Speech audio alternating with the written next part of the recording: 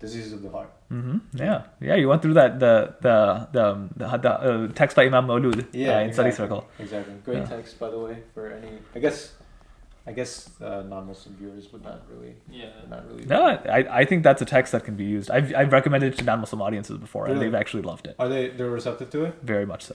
You know what? I was just actually. You know what? I'm not gonna talk about this right now because what we wanted to talk about earlier was. Well, we can just go with the flow.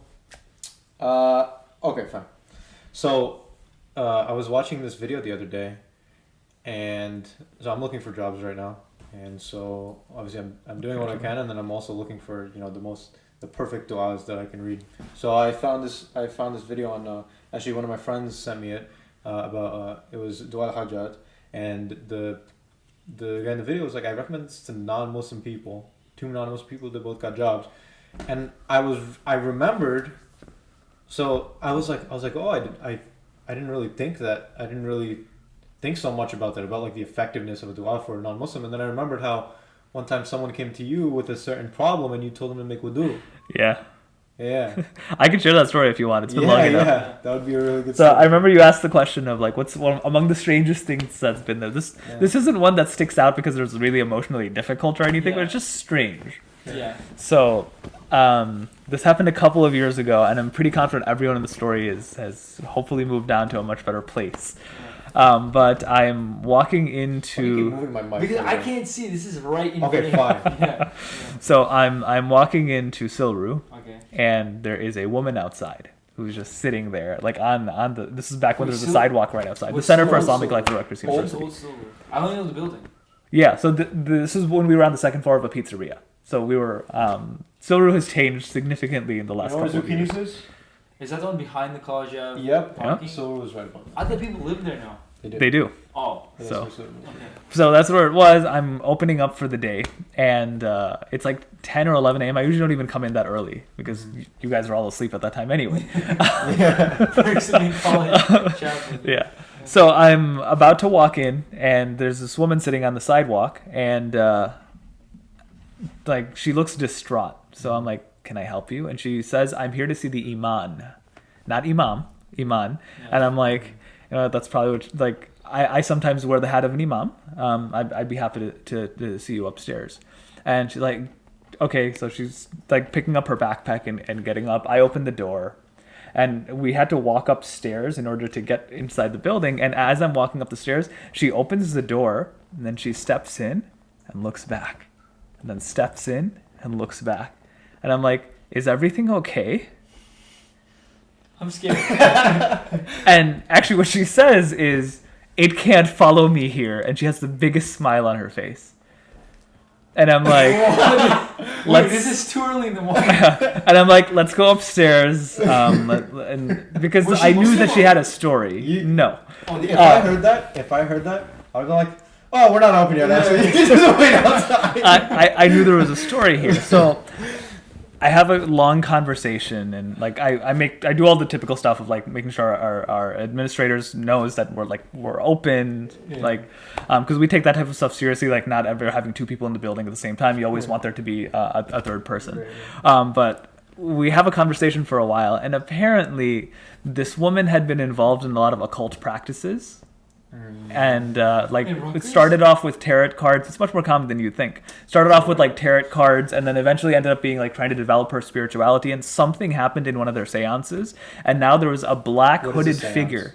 Like ritual? Yeah, let's just call it that. I don't know that I want to spread more information about this type of stuff. This is a college student. This is a college student. And so something had happened where now a black hooded figure was following her everywhere that she went. But the interesting thing was this: when she walked into CILRU, it couldn't follow her. Has she ever been to mosque before, or just CILRU? And I know where she got the information about CILRU, but she asked me, is there anything you know that is a purification technique I can use? Because as she was tracking through me with this language, I was doing my best to reflect the language back. And that's one of the things that therapists try to do. Like we try to be well-read on enough subjects so we can authentically communicate with people, regardless of where they're coming from. Yeah. And so eventually, I ended up teaching her how to do wudu. I printed off how to do wudu, Wudu explained for the whole non-Muslim process. viewers. Wudu is the ritual. I hate the word ablution because ablution. No one uses the word ablution other than for the term wudu, but it's using water to kind of clean yourself before you engage in the formal act of prayer, the type of prayer that Muslims do 5 times a day. So it involves literally washing your hands, washing your face, washing your arms, and washing your feet. So I teach her wudu. And then she comes back a week and a half later with a couple of her friends and says it's worked amazingly, that feels much more like balanced in her approach. And she wanted me to teach all of her friends They too. all had black hooded figures? No, they didn't all have that, but they all wanted to like Okay. better She brought all themselves her- on this. I'm getting like New York hot dog cart vibes. Like, guys, hey, this is pretty good. Like, come check it out. You know what I mean? Yeah. So that took place, and I remember the key takeaway of that story is that evening we had spirituality night where Oh, wow. sometimes we engage in like dhikr or like we'll talk about du'as and everything, and I'm just like, bring guys, I'm really glad that we do this here. I won't tell you why. Oh my God. But I honestly believe like when good things happen in a space, Yeah. there's an effect to that, and sometimes we're not even the beneficiaries of it.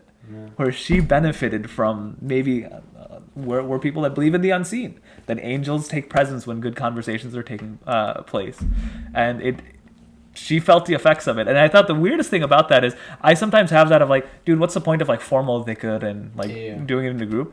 That confirmed it for me. I'm like, There you go. yep, it's got some massive consequences. Did you ever Follow up? follow up? Yeah.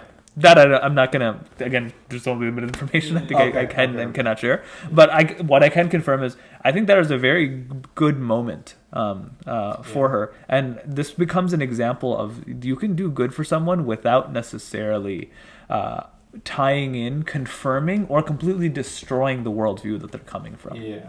Have you ever had? Was that the only time you've ever like? When that happened to you? Were you like, do you have experience? or were you with like, people, I've done this before. supernatural- Let's head upstairs. Let's get this done.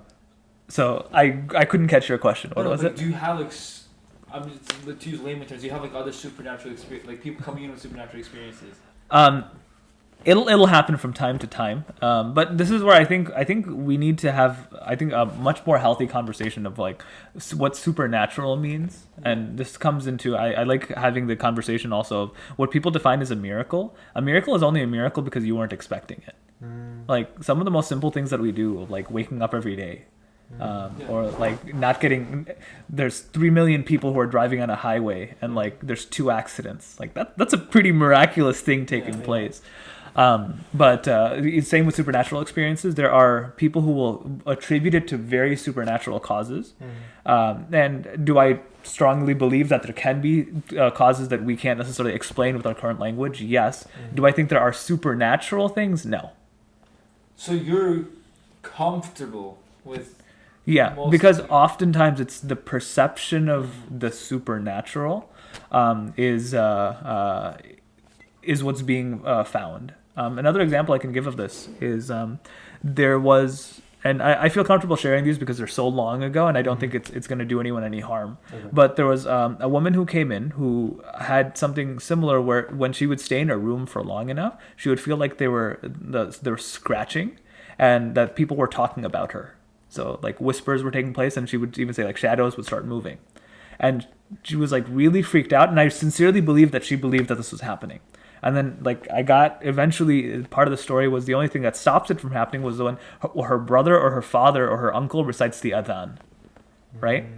Is she Muslim? This woman was Muslim. Was when they recite the adhan, and the interesting thing about this is I had to ask the question. I was like, so the adhan seems to work. It's like, yeah, it's gone for hours after that. I'm like, okay, cool. Why don't you do the adhan? And she's like, what? I can't do the adhan. I'm like, why can't you do the adhan? And she thought about it for a long time. She's like, no, I can't do the adhan. I was like, do you know the adhan? And she did the adhan. I read the adhan. She knew the adhan already, but I just confirmed that she knew it. And she started crying. And she said in that moment that like, I didn't know I had the power to do this. And I'm like, you do. And she started doing the adhan anytime she felt those whispers coming on, and she was fine. it was, to me, I would diagnose that as like she did not have confidence in herself, that she has the ability of changing the seen and the unseen world around her. That was a narrative that was completely found within her, and what it took is just popping that, Yeah. and that No, changed her life in a it's significant also way. reflective of her issue, I think. Like, right, she said she heard whispers and stuff. Like, that's like normally something you would see in someone who's like insecure and like, I was wondering what other people think of me. And I think it was a. Not necessarily. I think this could have been a case. I mean, there's a huge case to be made. I'm not saying there is no such thing as schizophrenia. There definitely is. Yeah. And this could be easily diagnosed as like, this would be auditory hallucinations that are very, very characteristic of a schizophrenic experience, right? Yeah. That's not to say that there are not techniques to manage schizophrenia that are not that you can only use allopathic means to manage schizophrenia. Allopathic meaning medical intervention, more appropriately pharmacological intervention. Okay. In order to kind of address it. My apologies. No. So that there are cognitive things that can be done. This would be a major example where spirituality plays into helping her with her mental health. Right. And it's what you said one day that I still remember is there's different. You can choose to name something different things. You used the example of the goblins. What was this? The Gravity right? goblins. Yeah. That are so you can. It doesn't change your reality to say that gravity is what Einstein believed it to be versus a bunch of goblins, invisible goblins, pulling everything down towards the center of the Earth at a speed of 9.8 meters per second squared, or at that acceleration. Yeah. It doesn't essentially change reality. So, like, are one of those necessarily right? Actually, they could. Hey, you could still function in a world that works. And actually, I like using the example of angels for that. Yeah. Right? That if we don't have a narration that says that angels are things that bring things to the ground, right? That's not a concept. Yeah. But if we use that term, does it change the way we react to gravity? No, not at all. And if anything, I think there's a power to making it animate rather than inanimate. And the power I have for that is we name angels, like the angel of death. We name the angel of death. One is because we believe there's an angel of death. But the other side is when you name something, you care about it. Yeah. Like, I don't name, I'm not someone who names my phone. There are people who do that. I'm not someone who even names actually, I do name my car. My car's name's Rexy. Don't ask.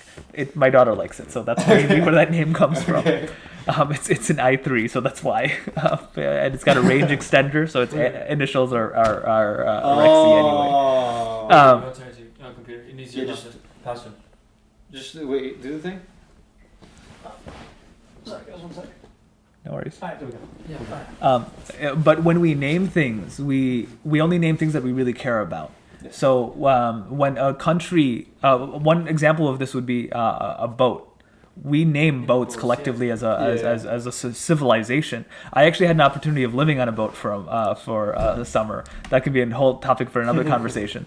But we had named, the boat's name was Normandy. And the way the captain would talk about Normandy, like she was a living person, would ask, have you taken care of Normandy's sails? Have you taken care of the knots? Have you taken, like, we would talk about Normandy as if she was a living entity. Why? Because we relied on Normandy to literally keep us safe. Yeah. There's a reason there's so much like God language in sailing, because you rely on your ship so much. When the United States, England has a funny story about this. England made a giant carrier, like those like military carriers, and you always name it because it takes the resources of an entire nation to build one of these. It's like a $3 billion literally building on the sea, and they decided for the first time that they were going to have the internet take part in naming it. Oh, that's not what I was thinking, but yeah. So when they did that, guess what name won? Bodie McBoatface. Bodie McBoatface. So they didn't end up actually going with that. They made it the initials of Bodie McBoatface. But if you look at what the initials mean, it's like the BM. That's what they call it now. But it's Bodie McBoatface. So that's a funny thing. But we name things that we have value in. Exactly. Yeah. As Muslims, we name death. Like, you're gonna meet the angel of death, so that you have a relationship with the angel of death. So you have a relationship with your own death. You know, that's really interesting. I was looking at saw this thing. I saw this thing recently. I don't remember what it was, but the word for death in Spanish is or the word for death in French. Muerto? Yeah. Yeah, in French and Spanish, I think they're feminine. Yeah. They're feminine, and the word for death in I forget what other language they were talking about, but it was masculine. And so the depictions of death. Now these might have been arbitrary. Like like when people were, deciding on what these languages. Yeah. What gender was assigned to what word. These might have been arbitrary, but then they saw that their depictions of death. Well, the one that called death a masculine thing was a man, and the feminine one was a woman, which is really interesting. Like the thing that you call it and the name that you attach to it can totally personify it in your head. Yeah, and I think that's important. So I think it's extremely healthy that we as a culture have the idea that you're going to meet the one that takes your life, because you will prepare for it more. Yeah. So like, which one was functionally better? Yeah. The one that said that death is a biological process that you can't do anything about? Yeah. The one that says that, no, you're going to die and you're going to meet your death? Yeah. And also there's a difference between making death like a thing that we care about, because if you don't care about it, then death isn't actually a thing. It's like the absence of a thing. Yeah. You know what I mean? So when you attach a being to death, and you attach a name to it, it becomes like a very tangible thing. Yeah. But anyways, let's shift in conversation, because I want to hear about this. I'm still getting shivers from the black hooded thing. I have to drive home. That was I have to drive back for an hour on the empty Route 18 at night. That is not going to be exciting. Yeah, that's not the scariest story. I'm not going to share the scariest You have to. story. Oh, No. You can't say that's not and not share it. Oh. You have to. You have to. You know what? You have to. You have to. You gotta share the story. You have to. So what I am contemplating on doing is actually having a night that there's lots of events that's at CILRU that happen regularly, and one of them will be sharing these type of stories that we have seen hopefully years ago. But you have to say you mentioned it. Even if it's not the scariest, pretend it's the scariest and tell us one more. So in our minds, we think it's the scariest. Well, if he's supposed, Yeah, but shh. It's placebo effect. We'll be fine. if you really don't want to tell it, you know. Yeah, but like that's only if you really don't want to. There's like a yin yang, good cop, bad cop dynamic going on between the two of you. Yeah. But I'm secretly glad he's doing that. I'm just the guy that's like, oh, yeah. I want you to listen to him. Yeah. Oh my god. That I can't even. I have to drive home. Okay. Yeah.